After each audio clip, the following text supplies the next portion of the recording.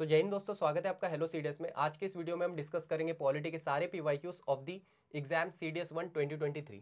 पहला क्वेश्चन है हमारा, which among the following is are the objectives of the NITI Aayog. Right. अब अगर आपको याद होगा कि जब हमने सीडीएस 2 2023 के क्वेश्चन डिस्कस किए थे, वहां पे भी हमारा पहला क्वेश्चन नीति आयोग के ऊपर ही था। क्या पूछा था तब उन्होंने? नीति आयोग का कंपोजिशन के बारे में पूछा था कि क्या प्राइम मिनिस्टर उसका पार्ट होता है या नहीं होता है, सीईओ उसका पार्ट होता है नहीं होता है। राइट। और इस बार इसका ऑब्जेक्टिव पूछा है। थोड़ा सा हम बात करेंगे नीति आयोग के ऊपर, जो कि फॉर्म हुई थी 2015 में। जिससे पहले ये किस नाम से जानी जाती थी? हम जानते थे इसे प्लानिंग कमीशन के नाम से। अब आप नाम से ही पता कर सकते हो कि इस कमीशन का काम क्या है। प्लान करना। ठीक है, क्या करना? सिर्फ प्लान करना। ओके। देन लेटर ऑन, जैसे ही 2014 में मोदी गवर्नमेंट का फर्स्ट टेन्यर आता है, उन्होंने प्लानिंग कमीशन को किसमें ट्रांसफॉर्म कर दिया? नीति आयोग में ट्रांसफॉर्म कर दिया। और जिसका फुल फॉर्म क्या होता है? National institute of transforming India. Right. So कभी कभी चांसेस है कि इसका फुल फॉर्म भी पूछ लिया जाए, तो आपको ये छोटी छोटी डिटेल्स पता होनी चाहिए। राइट। बात करते हैं अब इसके ऑब्जेक्टिव्स की। Imposing policies on the states and union territory. अब उससे पहले जो नीति आयोग है, ये एक एक्स्ट्रा कॉन्स्टिट्यूशनल बॉडी है।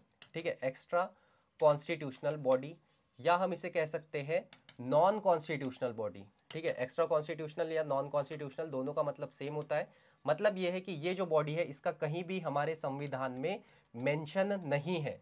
ठीक है, जैसे कि जो हमारी national commission of schedule caste है, इन सब का एक डेडिकेटेड आर्टिकल है, चैप्टर है, इसका एज सच कोई ऐसा मेंशन नहीं है। ठीक है। Also it is a non statutory body. ध्यान रखना है, कहीं पे भी कोई भी जगह पे अगर लिख के आता है कि स्टेटूटरी बॉडी है या नॉन स्टेटूटरी बॉडी, इसका मतलब क्या होता है? Why it is non statutory body? Because it has not been created by the act of parliament. ये पार्लियामेंट के थ्रू नहीं बनाई गई है। मतलब ये जो नीति आयोग है, इसको बनाने के लिए हमने क्या पार्लियामेंट से परमिशन ली? क्या बिल्कुल नहीं। ठीक है, तो ये किसने फॉर्म की है? ये फॉर्म की गई है मिनिस्ट्रीज द्वारा, जो हमारे एग्जीक्यूटिव्स होती है उनके द्वारा। अगर से ये पार्लियामेंट बनाती तो हम इसे क्या कहते हैं? Statutory body. अगर से इसका मेंशन कॉन्स्टिट्यूशन में होता तो हम इसे क्या कहते हैं? Constitutional body. तो इसकी कुछ डिटेल्स होगी। अब आप ही सोचो, ये तो एक ऐसी बॉडी है जिसका मेंशन ना ही कॉन्स्टिट्यूशन में है, ना ही इसे पार्लियामेंट द्वारा बनाया गया है। तो क्या इस बॉडी के पास, नीति आयोग के पास इतनी पावर होगी कि वो स्टेट और यूनियन टेरिटरी के ऊपर अपने डिसीजन थोप सके? है ना, imposing. So this is incorrect. Allocation of funds at national and state level. ठीक है भैया, ये काम किसका होता है? ये काम होता है फाइनेंस कमीशन का। ठीक है, ये काम तो फाइनेंस कमीशन का होता है। हेंस हमारा स्टेटमेंट 2 भी गलत होगा। तो 1 और 2 दोनों को एलिमिनेट कर दो, बचेगा हमारे पास ओनली 3। तो क्या काम होता है? The objective is to design strategies and long term policies and programme framework. इसका काम होता है प्लान करना कि कैसे हम सेंटर, स्टेट, यूनियन टेरिटरी सभी मिल के एक दूसरे की प्रॉब्लम सॉल्व कर सके। ठीक है, कैसे सिनर्जाइज मैनर में हम कंट्री का ओवरऑल डेवलपमेंट कर सके। सो NITI Aayog it is like a think tank. ठीक है, ये एक थिंक टैंक की तरह है, जहां पे अलग अलग फील्ड के एक्सपर्टीज होती है और मिलके वो एक कॉमन गोल पे वर्क करते हैं। ठीक है, सो यहाँ पे हम इसके कुछ ऑब्जेक्टिव्स रीड कर सकते हैं। क्या होता है कि to evolve a shared vision of national development priorities. Right. To foster cooperative federalism, कैसे हम स्टेट और नेशनल दोनों सिनर्जाइज मैनर में काम कर सकते हैं। Right. To develop mechanism to formulate credible plans at the village level and aggregate this progressively at higher level. To ensure on areas that are specifically referred in that the interest of national security. To pay special attention to the section of our society that might be at risk of not benefiting adequately from economic progress. To design strategic and long term policy and program framework and initiatives. Right. So ये it is one of the objectives where जो हमारे first to थे वो इसका objective नहीं होता है। ठीक है, दैट इज लाइक वो साउंड ही कर रहा है कि यार आप कुछ चीजें हमारे ऊपर थोप रहे हो। ठीक है।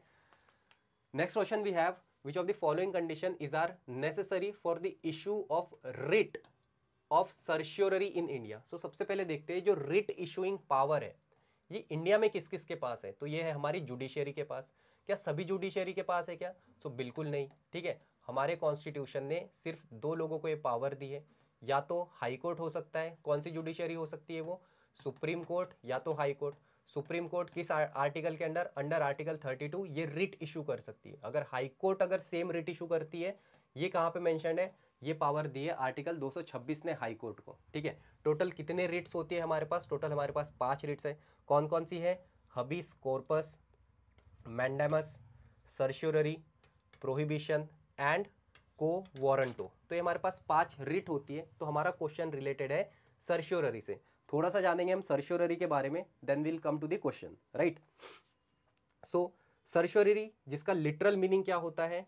टू बी सर्टिफाइड, ठीक है, याद रखना है आपको, टू बी सर्टिफाइड या टू बी इन्फॉर्म्ड, जो कि कौन किसके अगेंस्ट इशू करता है?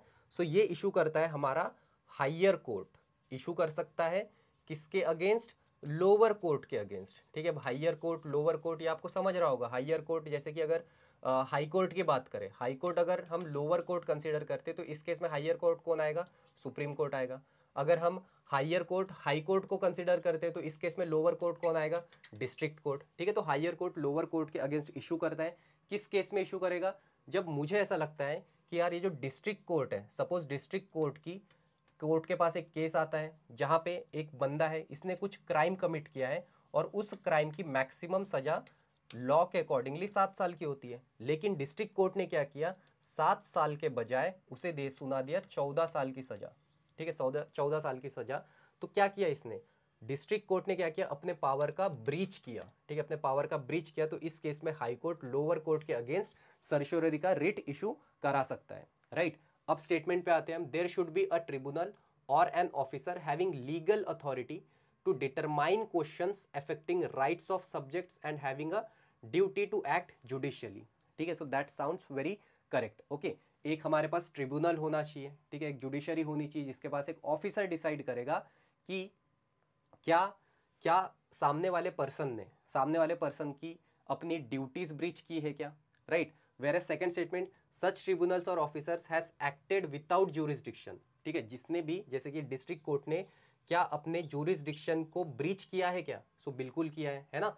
सो तो यहाँ पे दोनों स्टेटमेंट सही होंगे। So here both A and B are correct, right. आपको अगर सर्श्योररी के बारे में थोड़ी डिटेल हो तो आप ये क्वेश्चन सॉल्व कर सकोगे, ठीक है। बहुत ही अच्छी डिटेल इसके बारे में दी है लक्ष्मीकांत बुक में, आप वहां से इसे रीड करोगे, ठीक है।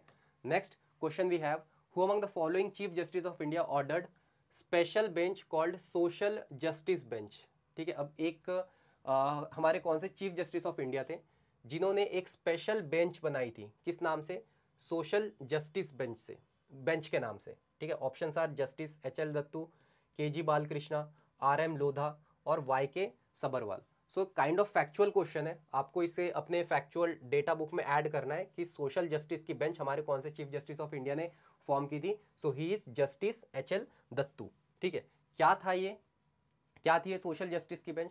सो क्या हुआ था इन 2014, ठीक है, 2014 में हमारे जो जस्टिस थे, chief justice of India HL. Dattu, इन्होंने एक स्पेशल बेंच बनाई थी सोशल जस्टिस बेंच के नाम से, जो कि स्पेसिफिकली किस केसेस से डील करने वाली थी? वो सारे केसेस जो सोशल जस्टिस से रिलेटेड हो, ठीक है, सोशल जस्टिस से रिलेटेड हो। इसके केस इतने ज़्यादा पेंडिंग हो चुके थे और इतना डिले हो रहा था, ठीक है, तो उन्होंने सिंपली एक बेंच फॉर्म की और उन्होंने उस बेंच को क्लियर कट गाइडलाइन दी गई कि आप सबसे पहले सारे केसेस वो निपटाओगे जो सोशल जस्टिस से डील करते हैं, ठीक है। सो ये बेंच किसने बनाई थी? हमारे जस्टिस एच.एल. दत्तू ने। Which among the following is discretionary power under the 5th schedule of constitution of India to set up tribal advisory council in state which has scheduled tribe but not scheduled area, ठीक है। तो ये power किसको दी गई है? ठीक है, 5th schedule में अगर मुझे स्केड्यूल्ड ट्राइब के लिए ट्राइब्स एडवाइजरी काउंसिल बनानी है तो ये पावर किसको दी गई है? Governor of that state, president of India, inter state council, parliament of India. देखो यहाँ पे ना कोई भी बच्चा 2 स्टेटमेंट बड़े आराम से डिलीट कर सकता है, एलिमिनेट कर सकता है। पहला inter state council, second parliament of India. आपको थोड़ा सा कंफ्यूजन हो सकता है ए और बी में, तो जानते हैं हम पहले तो 5th और 6th शेड्यूल के बारे में, ठीक है। सो 5th शेड्यूल किन चीजों से डील करता है? It relates to the administration and control of scheduled area and scheduled tribe, ठीक है। Scheduled area as well as scheduled tribal region से ये डील करता है कि वहां पे एडमिनिस्ट्रेशन किस तरीके से होगा। एडमिनिस्ट्रेशन इन द सेंस कि चलो यार लेट्स टेक कि इंडिया में एक लॉ आ जाता है, ठीक है, पूरे इंडिया में, जैसे आपने अभी रिसेंटली देखा कि यूनिफॉर्म सिविल कोड उत्तराखंड में आ चुका है। वैसे ही अगर पूरा इंडिया में यूसीसी अप्लाई होता है, ठीक है, तो वो यूसीसी जो है ना ऐसे एरिया में, ऐसे एरिया के एडमिनिस्ट्रेशन को अफेक्ट कर सकता है, तो वो यहाँ पे वैलिड नहीं कहलाएगा, ठीक है। सो वो कौन कौन से एरियाज होंगे जहां पे हमारे नॉर्मल लॉस वर्क नहीं कर सकते, वो एरिया मेंशन्ड है हमारे 5th शेड्यूल में, राइट। वही 6th शेड्यूल में कौन कौन से आते हैं? So it deals with the administration of tribal area in the state of Assam, Meghalaya, Tripura and Mizoram. देखो बहुत ही ना माइन्यूट और सिंपल सा ही डिफरेंस है। यहाँ पे क्या बोला है? Scheduled area as well as scheduled tribal area. लेकिन 6th शेड्यूल में सिर्फ और सिर्फ ट्राइबल एरिया की बात हुई है, वहां पे स्केड्यूल्ड एरिया की बात नहीं हुई है। ट्राइबल एरिया वो भी सिर्फ 4 स्टेट्स में, कौन कौन से है वो हमारे? AM, TM, Assam, Meghalaya, Tripura and Mizoram. तो यहाँ पे सिर्फ ट्राइबल एरिया, यहाँ पे ट्राइबल एरिया के साथ साथ स्केड्यूल्ड एरिया भी है। ओके, अब 6th शेड्यूल में जो 4 स्टेट है वो तो हमें पता चल गया, आसाम, मेघालय, त्रिपुरा, मिजोरम। 5th शेड्यूल में 2019 तक हमारे 10 स्टेट्स है, फिलहाल अभी भी 10 ही स्टेट्स हैं। ये 10 स्टेट कौन कौन से हैं? Andhra Pradesh, Telangana, Chhattisgarh, Gujarat, Himachal Pradesh, Jharkhand, Madhya Pradesh, Maharashtra, Odisha and Rajasthan, right. अब ये जो 10 स्टेट है, यहाँ पे जो भी ट्राइबल एरिया होगा, ठीक है, स्केड्यूल्ड ट्राइबल वाला एरिया होगा, वहां पे अगर मुझे ट्राइबल एडवाइजरी काउंसिल फॉर्म करनी है, तो ये कौन फॉर्म करके देगा मुझे? तो ये जिम्मेदारी है हमारे प्रेसिडेंट ऑफ इंडिया की, ठीक है, याद रखना है, प्रेसिडेंट ऑफ इंडिया की। Next, which of the following state union territory are included in northern zonal council, ठीक है, नदन जोनल काउंसिल में कौन कौन से स्टेट और यूनियन टेरिटरी मेंशन्ड है, राइट। सो ओवरऑल अगर हम इंडिया देखते हैं तो इंडिया को हमने 5 जोनल काउंसिल में बांटा था, ठीक है। कितने? 5 जोनल काउंसिल में हमने इसे डिवाइड किया था। ये 5 जोनल काउंसिल कौन कौन से हैं? Eastern zonal council, western zonal council, northern zonal council, southern zonal council and the central zonal council, ठीक है। किस किस एक्ट के तहत? ये भी आपको याद रखना, by the state reorganisation act of 1956। इस एक्ट के तहत हमने 5 जोनल काउंसिल में इंडिया को डिवाइड किया है। ठीक वैसे ही थोड़े दिनों बाद क्या हुआ? हमने और एक जोनल काउंसिल बनाई जिसको हमने कहा है नॉर्थ ईस्टर्न जोनल काउंसिल। अब इस नॉर्थ ईस्टर्न जोनल काउंसिल में कौन आते हैं? हमारे 8 नॉर्थ ईस्टर्न स्टेट, ठीक है। 8 नॉर्थ ईस्टर्न स्टेट मतलब क्या? 7 sisters of north east, 7 sister, जिसमें आ जाता है हमारा आसाम, मेघालय, मणिपुर, त्रिपुरा, मिजोरम, अरुणाचल प्रदेश, नागालैंड, ठीक है, ये सारे आ जाएंगे। प्लस एक जो है हमारा सिक्किम, ठीक है। इन 8 स्टेट्स को मिला के और एक हमने नॉर्थ ईस्टर्न जोनल काउंसिल बनाई। किस एक्ट के तहत? किस एक्ट के तहत? By the north eastern council act of 1971, right. अब इसमें कौन कौन से, जैसे कि north eastern council, northern zonal council है, तो इसके मेंबर कौन है? नॉर्थ ईस्टर्न के तो पता चल गया 8 स्टेट, और वो याद रखना भी इजी है।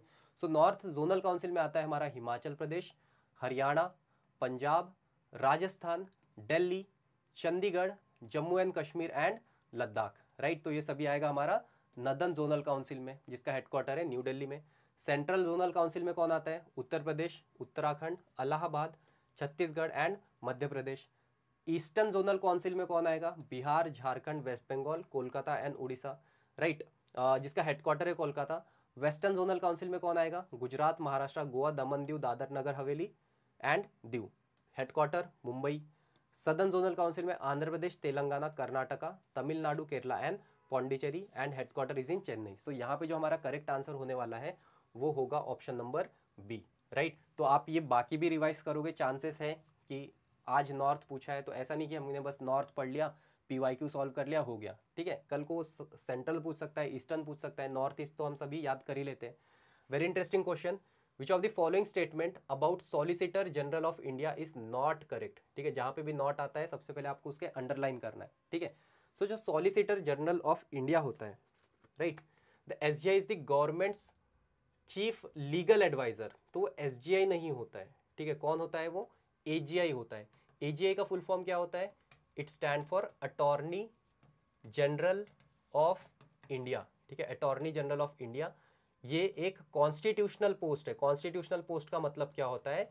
इसका मेंशन हमारे कॉन्स्टिट्यूशन में है, किस आर्टिकल के अंडर? Under article 76। और ये जो अटॉर्नी जनरल ऑफ इंडिया होता है ये इंडिया का हाईएस्ट लॉ ऑफिसर भी कहलाता है। He is the highest law officer in India. Clear है? वेयर एज, अब देखो ओवरऑल इसका काम क्या होता है, आप ऐसे याद रखो कि जो एजीआई होता है वो हमारी गवर्नमेंट ऑफ इंडिया का लॉयर होता है या एडवोकेट होता है। ठीक है, मतलब गवर्नमेंट के ऊपर कल को किसी ने केस कर दिया, मैंने मोदी जी पे केस कर दिया, तो मोदी जी का केस कौन लड़ने वाला है? एजीआई लड़ेगा। अब गवर्नमेंट आप सोचो क्या एक दो लोगों से बनती है? क्या नहीं, ऐसे तो बहुत सारे लोग हैं यार जो हमारी गवर्नमेंट ऑफ इंडिया को रिप्रेजेंट करती है।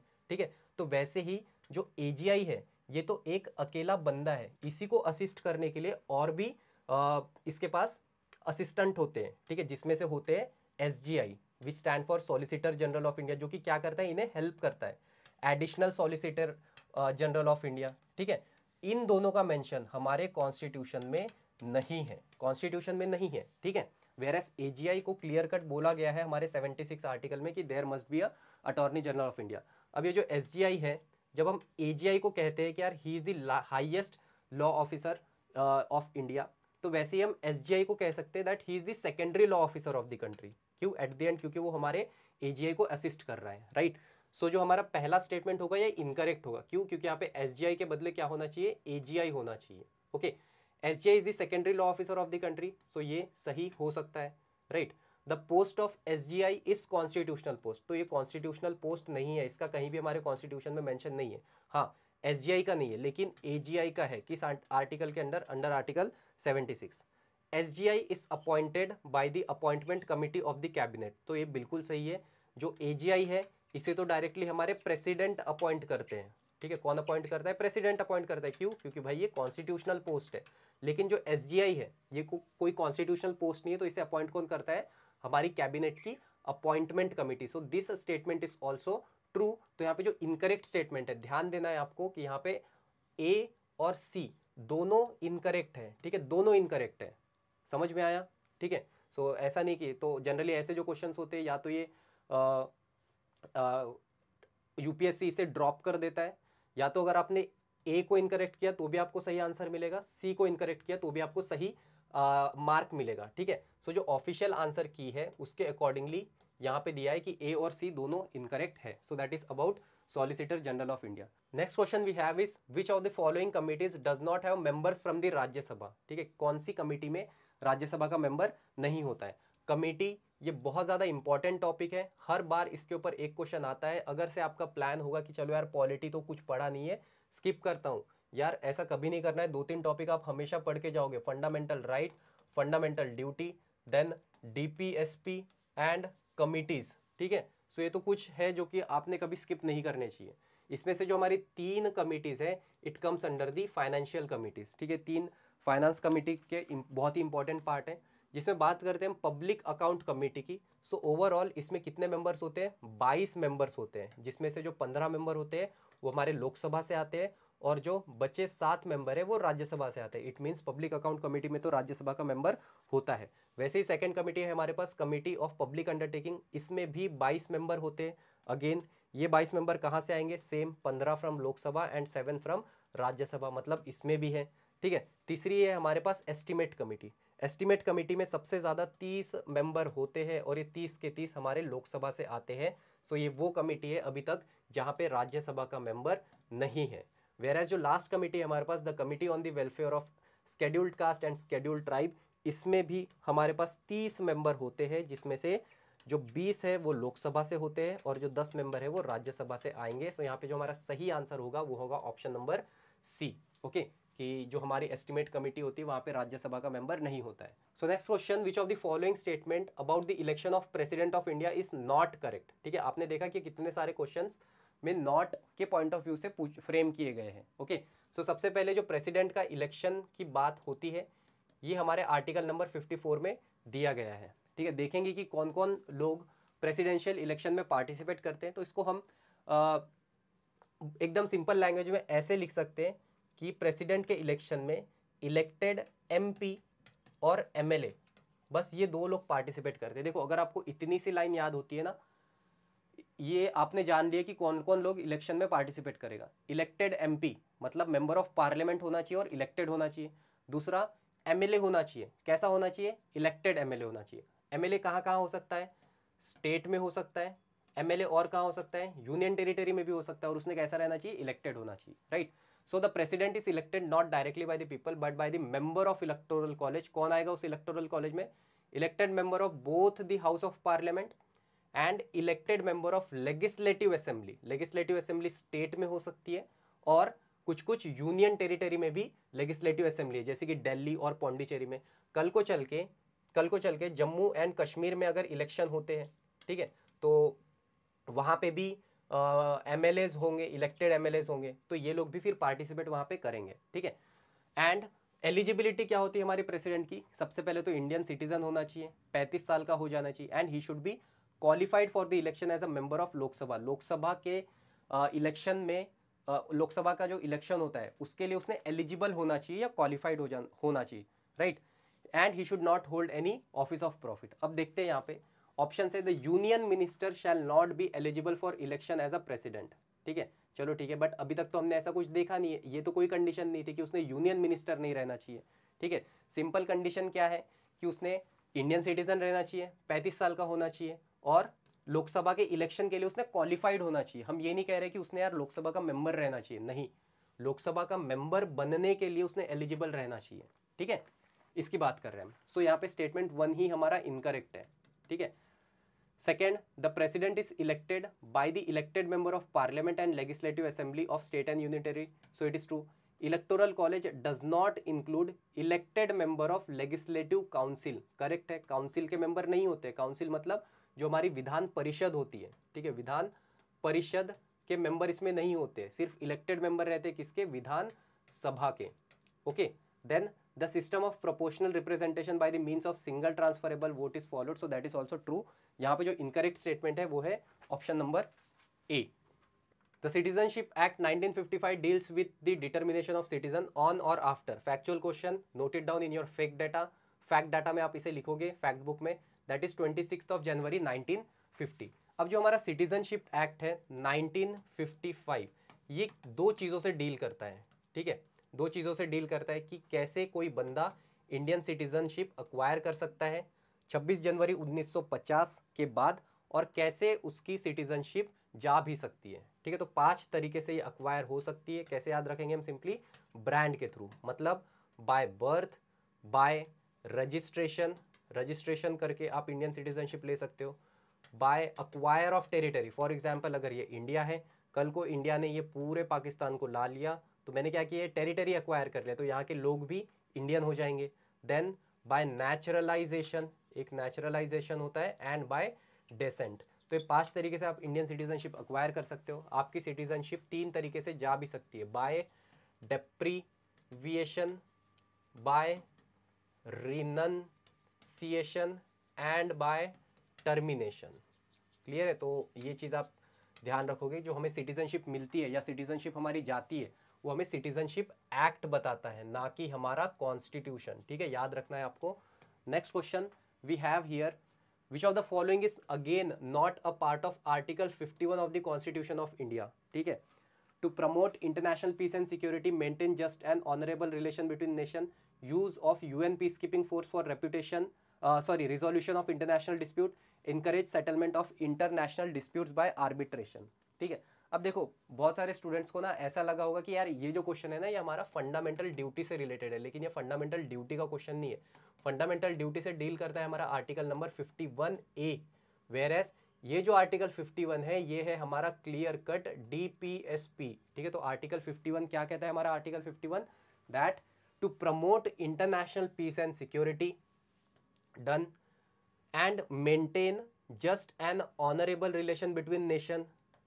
Statement B, to foster respect for international law and treaty obligation, and to encourage settlement of international dispute by arbitration.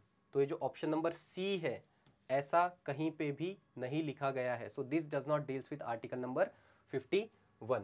okay, so that is all about today's class.